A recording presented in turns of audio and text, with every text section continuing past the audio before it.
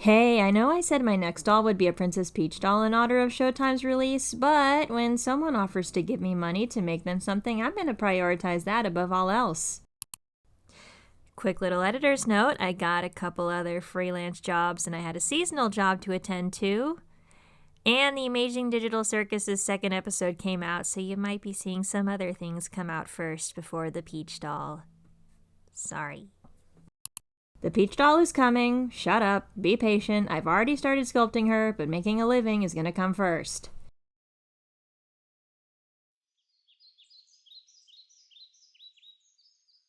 Hey, friendles, I'm Kendall, and if you give me your money, I'll sell out for you. Anyways, not too long ago, I was approached by the fabulous Moon Bunnies, also known as Callan, to make a BJD of her OC from her upcoming series, Tales of Gartha. This is something we talked about right before I moved house, and she happened to come at the right time, right when I was between jobs. Being that this is my first BJD commission, I definitely learned a lot about the practical business aspects of all these things, which we're going to talk about very soon. Just as all sculpting projects begin, we start with the blockout phase. This blockout phase wasn't all too different from my previous dolls, except for the antenna and the feet, but I came in with a plan of how to do both. The only major difference with this doll is that it was going to be in a scale that's much larger than what I'm usually used to working in. See that block? That's a centimeter.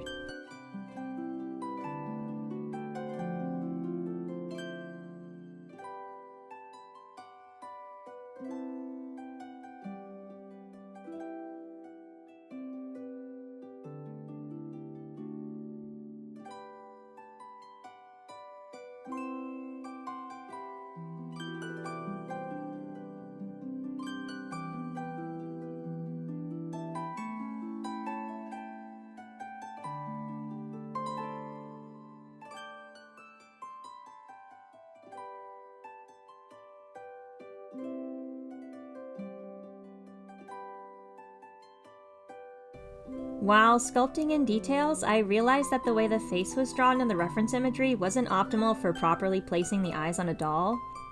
And this is actually a very common issue with drawn orthographic imagery, and even I've drawn reference images like this before.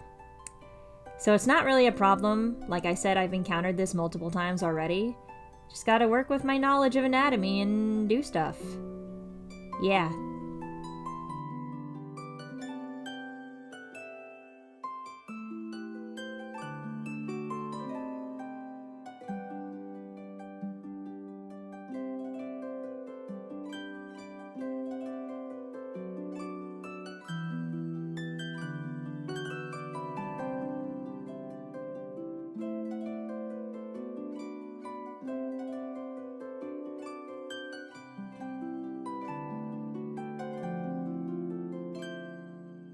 After that, you have your usual jointing, placing shapes, and making sure the joints look right before actually bullioning any holes.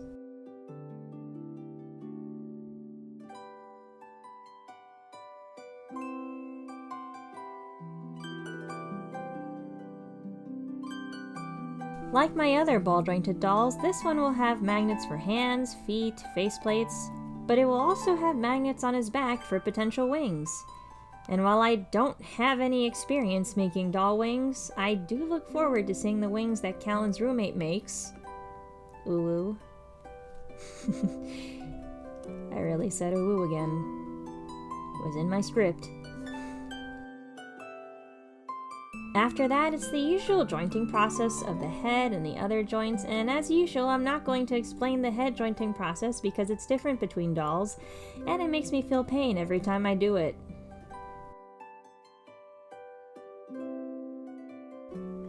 One thing I did differently this time around is I bullioned some holes at the top of the head to allow the antennas to sway back and forth. It was part of the character's concept art, so after having a talk with Callan, we decided that the mechanism I proposed was the one we were going to go with.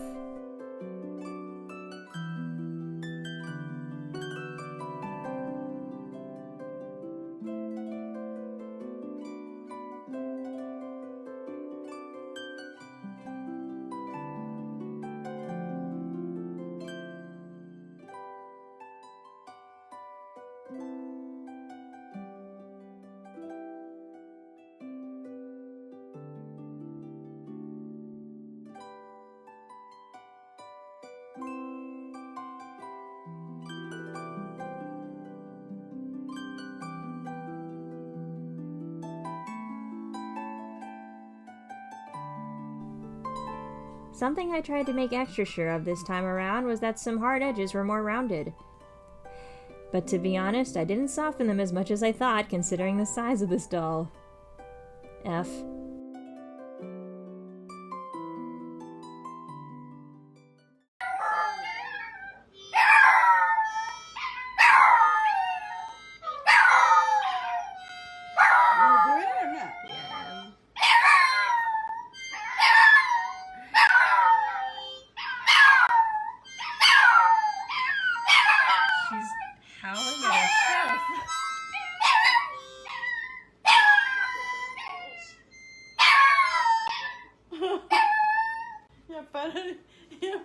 Párale.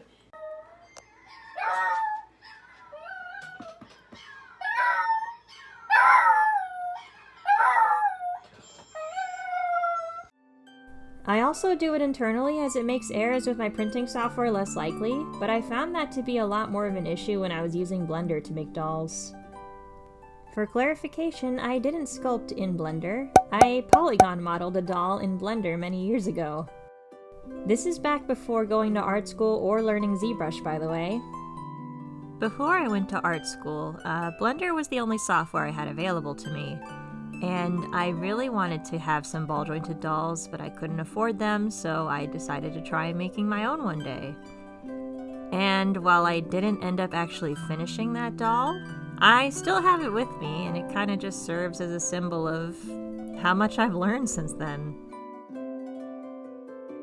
I didn't really expect to be talking about my first printed BJD while showing footage of a current BJD, but I guess it's pretty indicative of how much I've grown.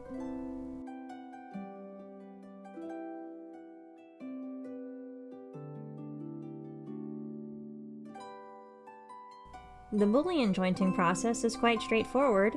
I Boolean channels with long poles, I Boolean joint pockets slightly larger than the joint itself, and I Boolean the appendages in half. See, that all made perfect sense to me.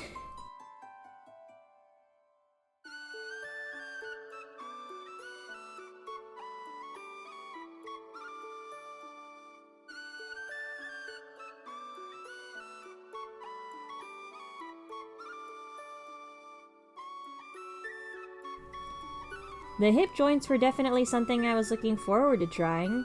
I tried the same type of joint on my Waluigi doll, but it didn't really work like I hoped at the time.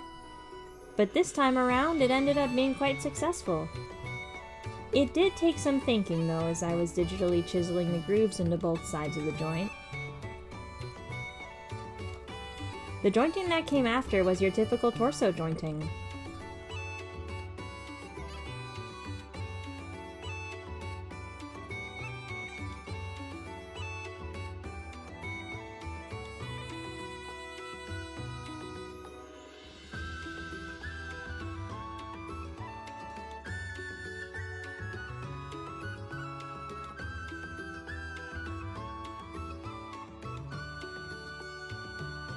After that, it was your basic hollowing and slitting of the knees and elbow joints.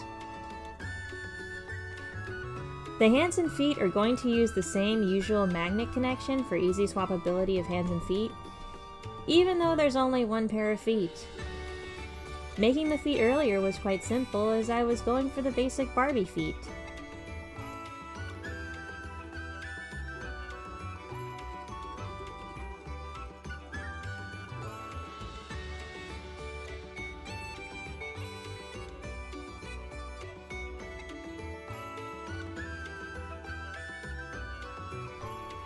The hands, on the other hand, I didn't do that on purpose. The hands, on the other hand, are pretty much always kept as separate pieces until I need to pose them. This doll only had 2 pairs of hands, one open fancy hand and a closed sword-holding hand. And I realized while writing the script that I never recorded the process of the sword-holding hand. Oops. Looking at some of the file names of this footage, I'm reminded that ZBrush did crash at some point, so I probably just forgot to record my progress of the hands while I opened it up again.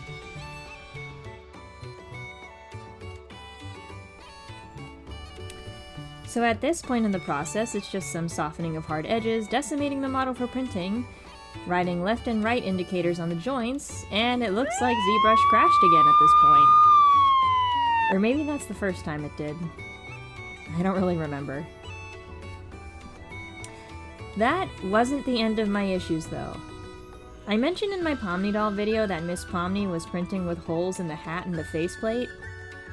Well, that wasn't because of the overuse of silicone lube like I thought. It was because of the LED screen of the printer. Okay, I've had this machine for about 4 or 5 years, I'm not sure.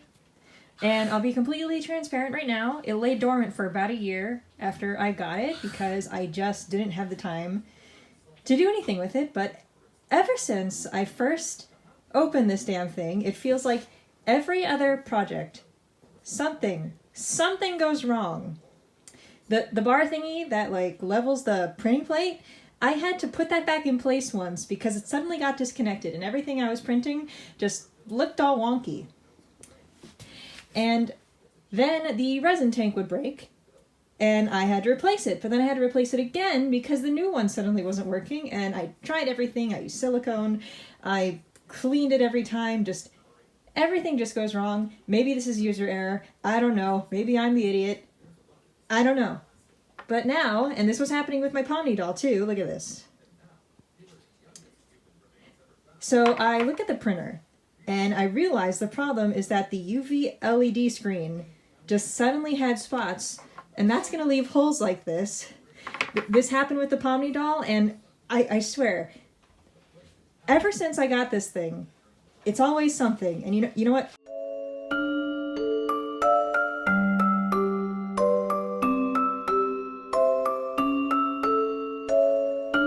So yeah, I was pretty fed up with my old printer and decided to just bite the bullet and spend monies on a new one. And buying this Chungus to replace my old dinosaur of a printer has been one of the best purchases of this entire year. In hopes of optimizing my time, I prepared the faceplates for their face-up while the other parts were printing. And printing this doll did take longer than I thought. My apartment is cold, and resin prints collapse in the cold, and they also collapse if the supports aren't big enough. This doll and supports is a whole conversation on its own. If the supports are too thin, it'll collapse, and if they're just good enough, the supports will leave holes. It's just another balancing act of pain. I also ran out of resin at one point. Yeah, he was a big boy. To start the face-up, I brushed some green blues and blue greens into the iris as kind of an underpowdering of its base colors for the eyes. You see, that made perfect sense at the time, I guess. Anyways, I started with a gray watercolor pencil on one side of the face because I wanted to make sure I did it right. I filled it with brown, then black, and then I moved on to the second eye once I was satisfied with how it looked. I started using some gray pastel for the eyeshadow, and wowie fellas, look, I found my needed eraser. I guess I didn't like the lack of control that comes with pastel and decided to do the gradient with the gray watercolor pencil. Then I did it all again on the second faceplate. Did I mention I was making 2 dolls at once?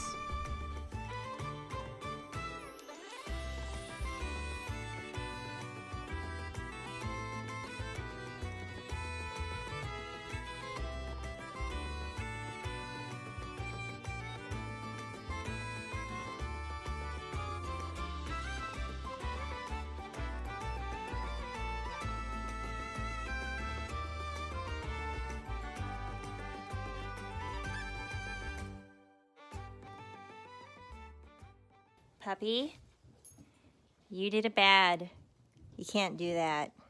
Here, we're going to put you in timeout. Stay right there and take a sit. Sit. You're not going to listen to me, are you? Sit. Stop it. Sit, stop. Stay. Yes, I am. She did bad. Look at what she did. Look at this. And look at the mess she made behind Bear. No, puppy. You're stinky. Sit. Good. Stay. Puppy, sit. And stay. You're in trouble. Okay, I have to clean. Because you did it bad. Oh. Well, it's not too bad, I guess. This is no-no, puppy. You can't do that. Just a puppy timeout as I clean. This would be easier with both hands.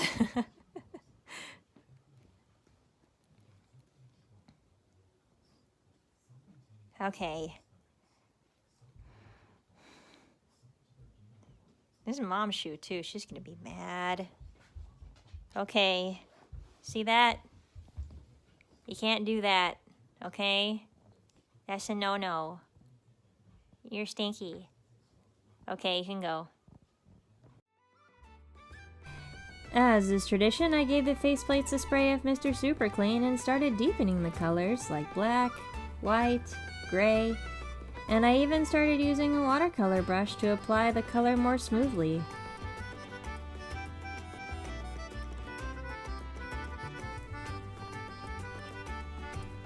I do find that the lines and edges are much cleaner and sharper when applied with a brush. Yay!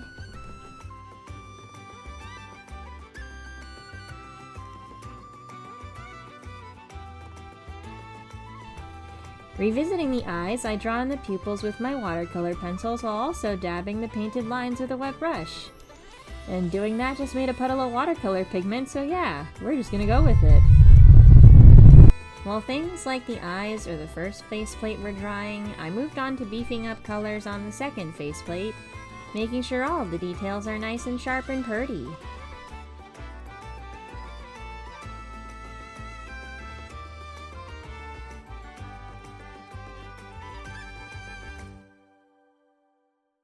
Back to the eye bases, I go and redraw the same eye pupil gradient, but I don't wet it with water this time. I really go in and burnish in the color, making it nice and saturated with greens, teals, and whites. Just trying to give it that shiny Animu gradient. UwU. I go into the faceplates again, beefing up the colors and adding pink for the tear ducts to add some extra life into the face, since it is a pretty limited color palette. You might be wondering why the other faceplate has brown pastel on its face, and that's because I do have to paint this doll with brown, but I found using pastel for guidelines is a lot more forgiving than pencil or going in with straight paint. I was happy with the way I did it on the first faceplate, so I went in and pasteled the second faceplate while cleaning the edges with my kneaded eraser.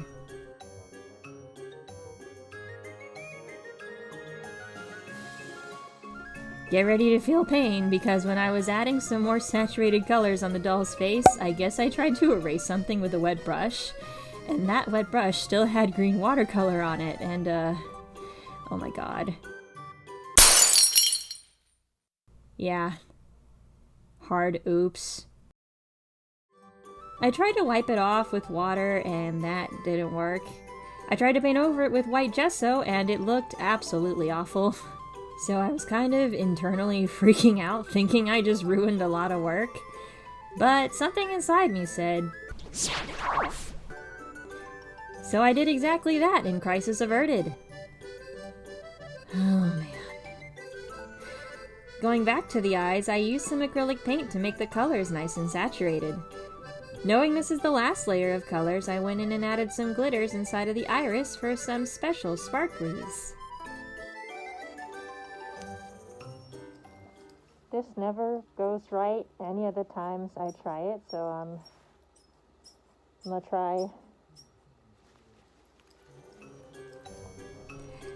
As on-camera me just said, I'm not very good at applying clear UV resin, but I gave it a go this time, and this is probably the least messy UV resin mess I've ever made.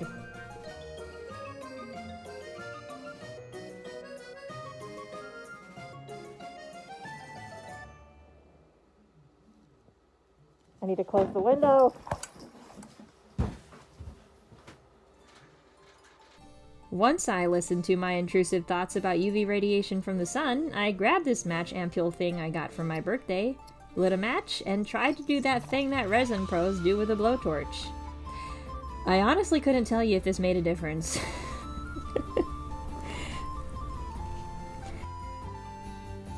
During all of that time, me printing and slaying... What? Oh, I get it, okay. During all that time of me painting and absolutely slaying the face details, I strung them together, and this boy is looking fabulous. I didn't record this process because it's a process that makes me feel pain, but off camera I removed supports and sanded this boy as smooth as I could get him, and considering how long this process takes, I'll remember to account that in cost from now on. That was on me, but lesson learned, and I repeat, this was on me. Not Callan. Me. Okay?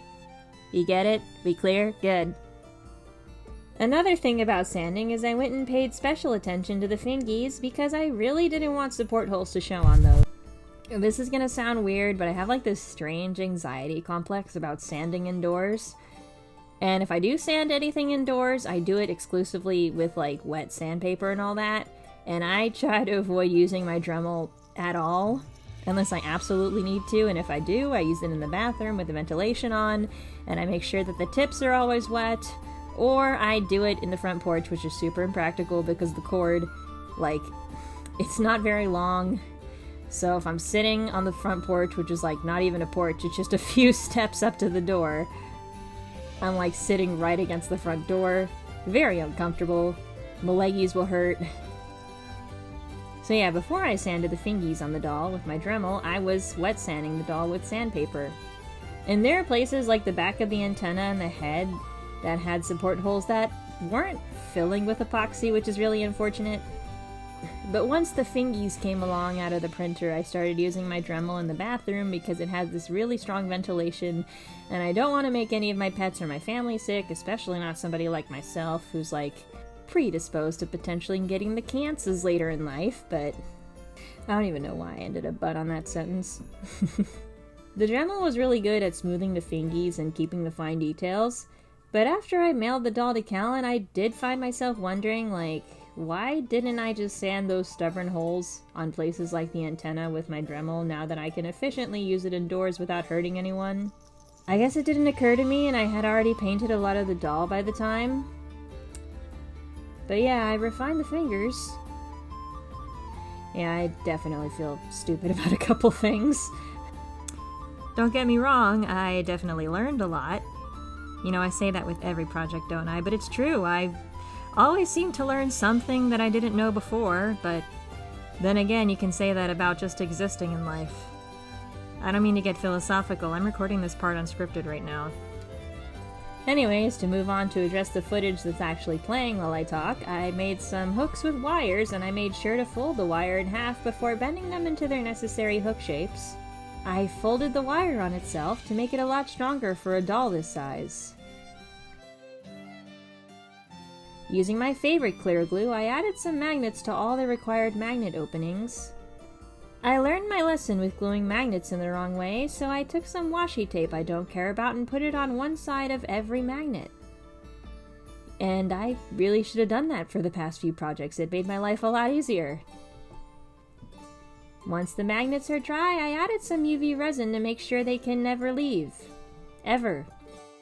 Every dollop of resin needs a nap in the UV light oven, so while some of them are baking, I cover some other magnet holes in resin. I'll address this later. This boy is huge! And now it's time to paint his body. Similar to the face, I took some brown pastel and used it to brush guidelines on all necessary parts of the body.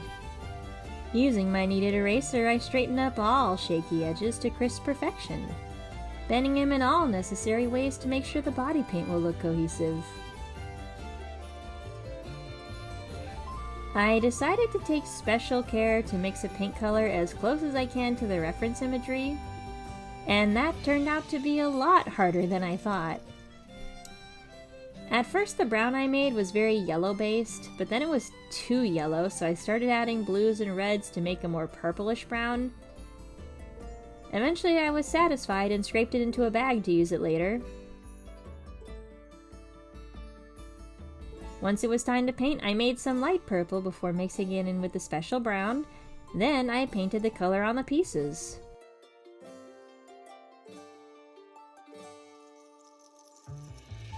While it is satisfying to watch the pieces become their needed color, this mixture is a bit too dark.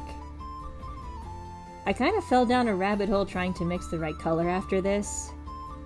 I didn't record it, but at some point he was dark purple.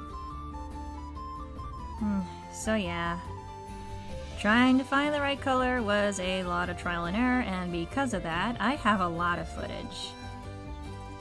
I don't want to bore you with just watching a bunch of excess footage of the same thing being done over and over again. And I mean that in the sense of like painting multiple coats, so I'm gonna just try to show you the relevant parts and speed through it as much as I can.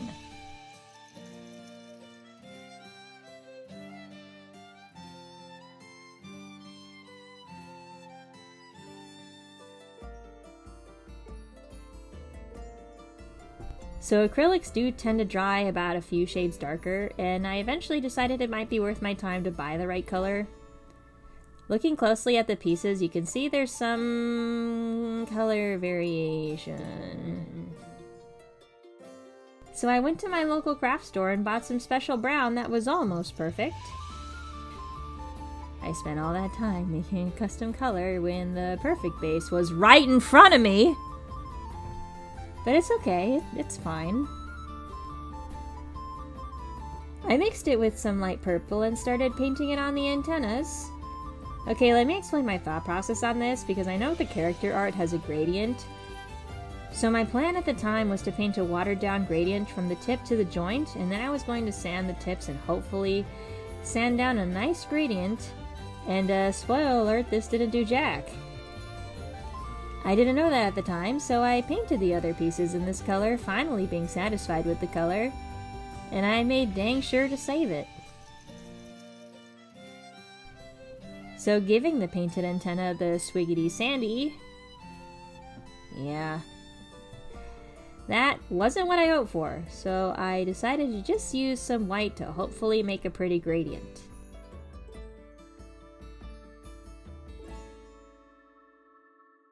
Since I was satisfied with the paint job everywhere else, I took the time to varnish the body parts. I gave the varnish the good shakies, but at the time I was really confused as to why it was drying shiny. I thought at first maybe I didn't shake it well enough, so I took a closer look at the shiny pieces, and then I took a closer look at my varnish. Oh no. Oops. Grabbing the right varnish this time, I gave it the good shaky before painting my doll parts in another coat, and watching the mattification was so satisfying. See, I don't really consider all the shiny layers a waste of time. If anything, I like to think the paint is a lot more protected now. While the varnish dried, I continued making the gradient nice and smooth. During this time, I was working on this in a separate job right before a trip to another state that came up super fast. Like, dear God, time is moving too fast, please slow down.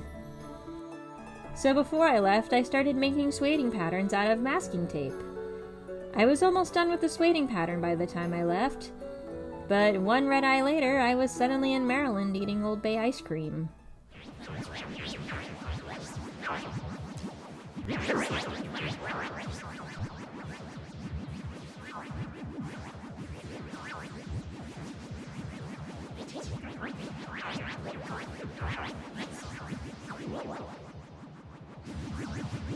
I ended up getting really sick that night.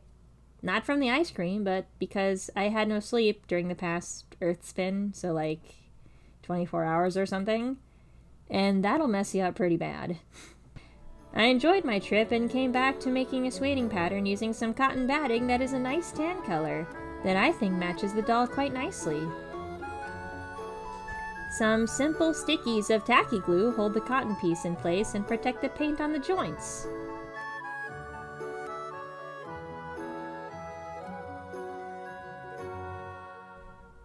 Now this boy can be strung together. And Sunny is finally complete.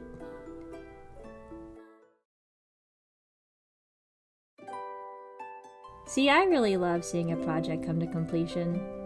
Sometimes things like sculpting, video editing, and writing this dang script can feel pretty exhausting, but seeing a project in its complete form really does make it all worth it in the end. I didn't have a lot of time to take photos, but I knew exactly where I wanted to take photos and managed to make my errands and photo shooting locations work around each other. There was a downside to this recent photo shoot, that being that the bag I carried him in was a black tote bag that had a lot of black pigment rubbing off on the doll, but luckily I was able to rub that off with some alcohol wipes pretty easily. But you can best believe I was kind of freaking out when I took these pictures. I really like how a lot of these photos came out, even if most of them are sitting poses. He is quite a top-heavy doll, so standing poses would require a doll stand. After talking with Callan, she does like the result, but there are some things we both agreed would be best done differently in the future for other dolls. I've been really trying my darndest to make the perfect shoulder joint, but it really would have been best for Sunny's shoulder to be a single combined piece.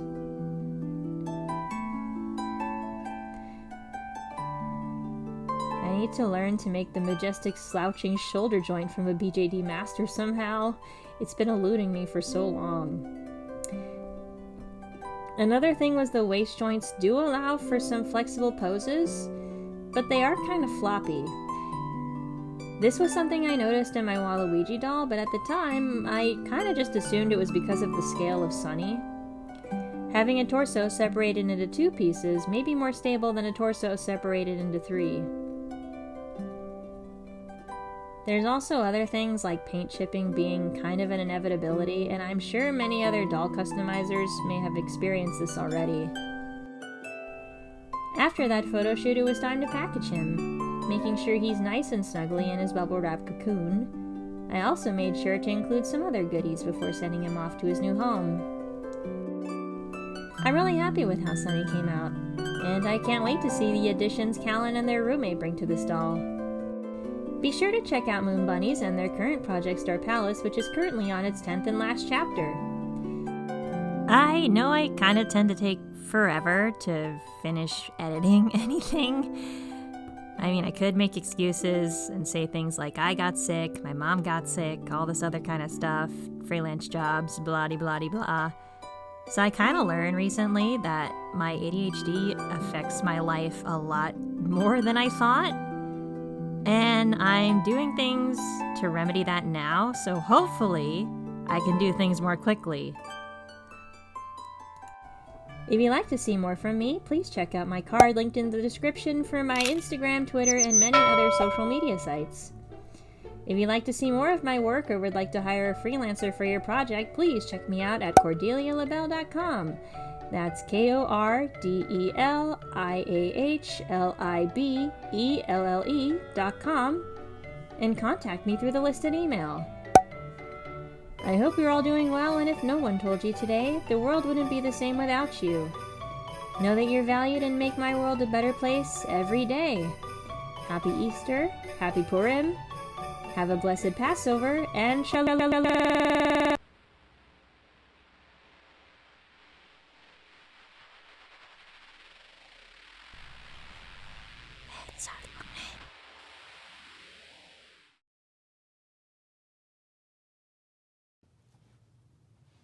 There's a good kitty. And I miss this kitty. It's a dominance behavior. The lick and the bite. Aww.